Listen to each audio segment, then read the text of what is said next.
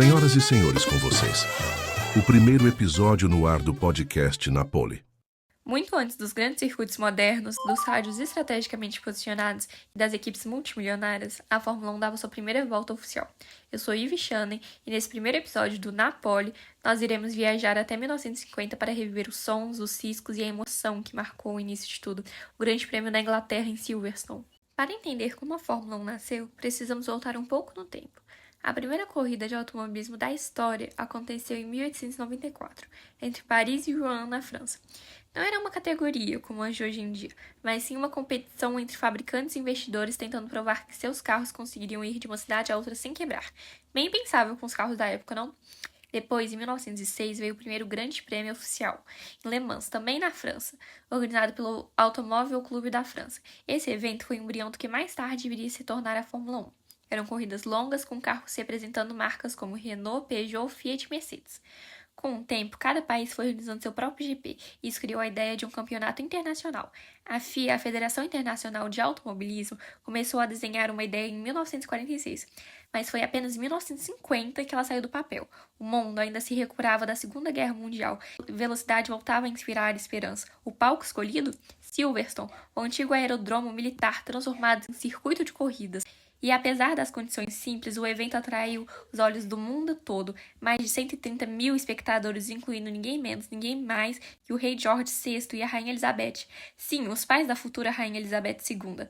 Era 13 de maio de 1950. O mundo se voltava para a Inglaterra para assistir a primeira corrida oficial da Fórmula 1.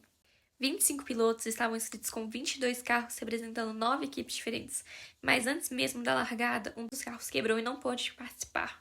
Um grande azar, eu diria, não? Naquela época, o conceito de equipe era bem diferente do que conhecemos hoje. Não existia limite fixo de carros por equipe, então elas inscreveriam quantos carros conseguissem montar até a corrida. Além disso, um carro pode ser dividido até por 2 pilotos durante a prova. A Alfa Romeo, por exemplo, colocou 4 carros no grid, algo impensável hoje, não? Os pilotos, nomes que marcaram a história da categoria, como Giuseppe Farina, italiano, pilotando na Alfa Romeo, Luigi Fagioli, também na Alfa, e o icônico Príncipe Bira, o verdadeiro príncipe tailandês correndo de Maserati.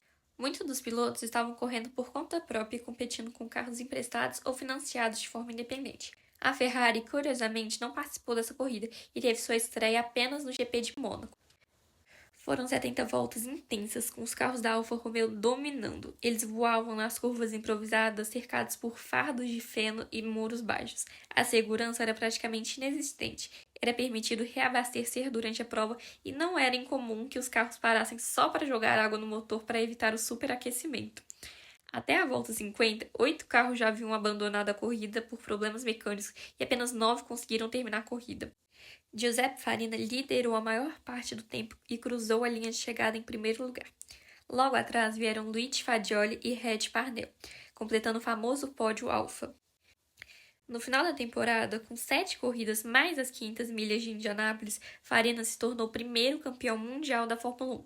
Entrando para a história, já João Manuel Fagioli, que abandonou a primeira corrida, terminou a carreira com 5 campeonatos mundiais e se tornou uma lenda até hoje. Mas tudo isso não era apenas sobre vencer, era sobre fazer história, sobre mostrar ao mundo que a velocidade, a técnica e a coragem tinham encontrado um novo lar, a Fórmula 1. Agora que nós já entendemos como a primeira corrida da Fórmula 1 aconteceu, que tal algumas curiosidades que, sinceramente, parecem mentira? A lebre na pista. No meio da corrida, o piloto britânico Red Parnell atropelou uma lebre que apareceu do nada. Mesmo com o carro um pouco danificado, ele continuou e ainda conseguiu chegar em terceiro lugar. Imagina isso acontecer hoje em dia? Sem cinto de segurança. A segurança não era muito forte na época, acho que isso a gente já percebeu. Os pilotos não usavam cinto durante as corridas, porque acreditavam que caso houvesse uma batida, seria muito mais seguro ele ser jogado para fora do carro do que ficar preso a ele. Uma coisa totalmente bizarra hoje em dia, não? A presença da realeza. E como eu disse lá no início, o evento também contou com um toque real. O rei George VI e a rainha Elizabeth estavam presentes. Foi um marco não só esportivo, mas também político e cultural para o Reino Unido. Nada de troca de pneus. Na época, a ideia era começar e terminar a corrida com o mesmo jogo de pneus. Nada de pit stop igual a gente vê hoje em dia. Se furasse ou desgastasse, o piloto que se virasse. Às vezes, até mesmo, ele saía do carro no improviso para trocar os próprios pneus. Motores com superalimentadores. Alguns casos, como no caso da Alfa Romeo, usavam motores superalimentadores, uma espécie de turbo raiz. Eles rendiam muito, mas quebravam fácil. Era como apostar tudo no desempenho, correndo o risco de nem ver a bandeira. O sistema de pontuação também era bem diferente.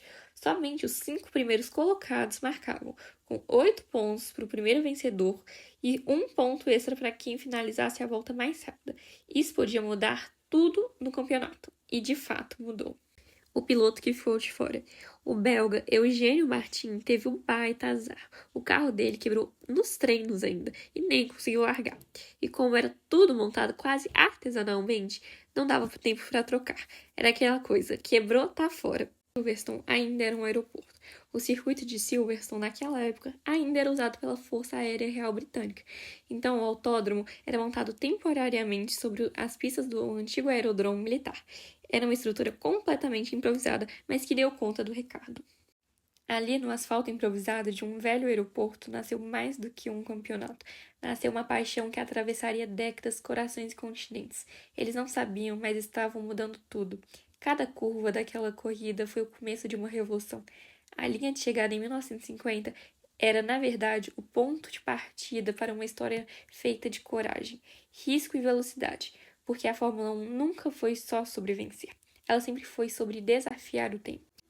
De Silverstone ao mundo, aquela primeira corrida em 1950 foi só o ponto de partida de uma das histórias mais emocionantes do esporte mundial, que aquece o coração de muitas pessoas, incluindo o meu. E essa foi só a primeira volta. Eu sou Ivy Shannon e esse foi o Napoli. Se você gostou, curte, comenta e segue o podcast. E claro, me deixa aqui nos comentários o que você achou. E eu espero te ver na próxima curva da história.